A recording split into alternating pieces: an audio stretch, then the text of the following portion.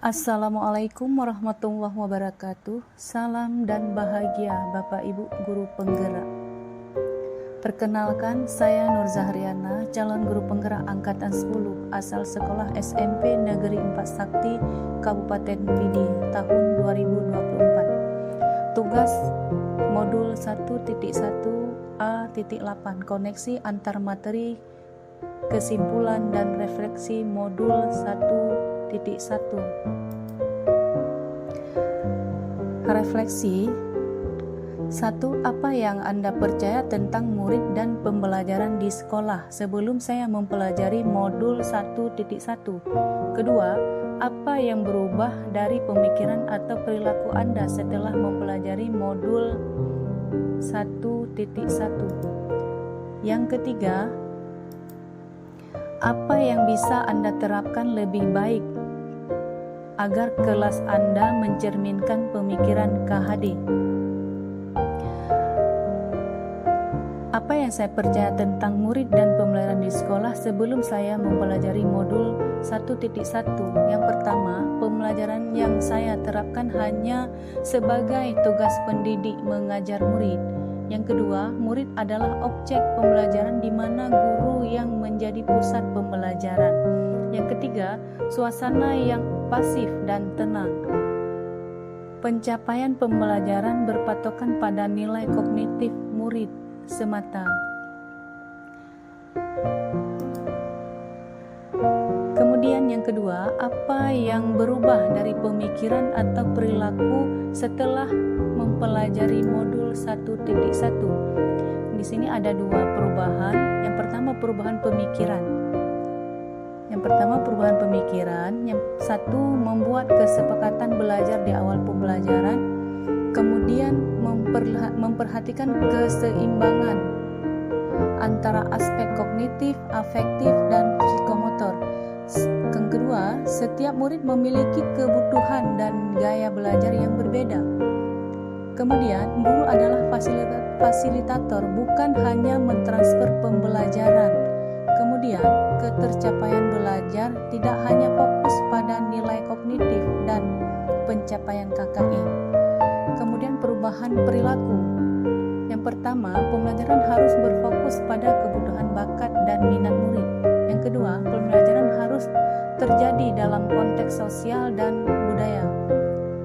Kemudian, murid dapat menghubungkan materi dengan kehidupan sehari-hari dan menerapkan strategi dan model pembelajaran yang berkolaboratif dan berinovatif. Yang ketiga, apa yang bisa saya terapkan lebih baik agar kelas saya mencerminkan pemikiran KHD? Yang pertama, merancang pembelajaran aktif dan menyenangkan sehingga pembelajaran bermakna. Yang kedua, pembelajaran yang berpusat pada murid dengan membuat kesepakatan belajar bersama. Yang ketiga, menerapkan pembelajaran sesuai dengan kodrat alam dan kodrat zaman. Kemudian, berperan sebagai orang tua murid di sekolah, mengayomi dan mengajarkan budi pekerti. Kemudian, menjadi teladan baik bagi murid secara lisan dan perbuatan.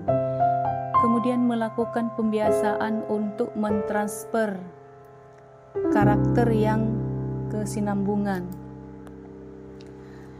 Kemudian, yang seharusnya saya melakukan proses pembelajaran secara menyeluruh. Di sini ada aspek pembelajaran terdiri dari kognitif, budaya, aktif, psikomotor, spiritual.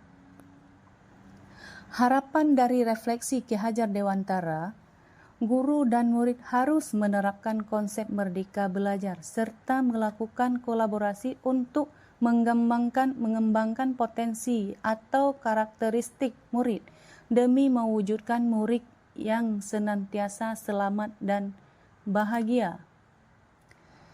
Yang menjadi kesimpulan dari modul 1.1, setelah mempelajari modul 1.1 tentang Ki Hajar Dewantara, kesimpulannya adalah bahwa pendidikan menurut Ki Hajar Dewantara tidak hanya tentang mentransfer pengetahuan, tetapi juga tentang membentuk karakter dan mempersiapkan murid untuk menjadi anggota masyarakat yang aktif dan berkontribusi.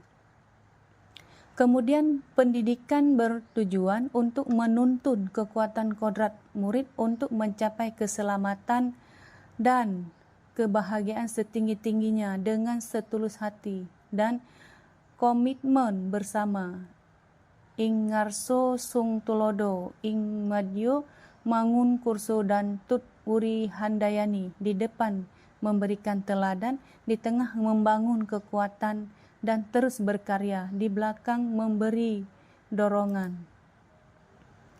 Sekian, terima kasih. Wassalamualaikum warahmatullahi wabarakatuh.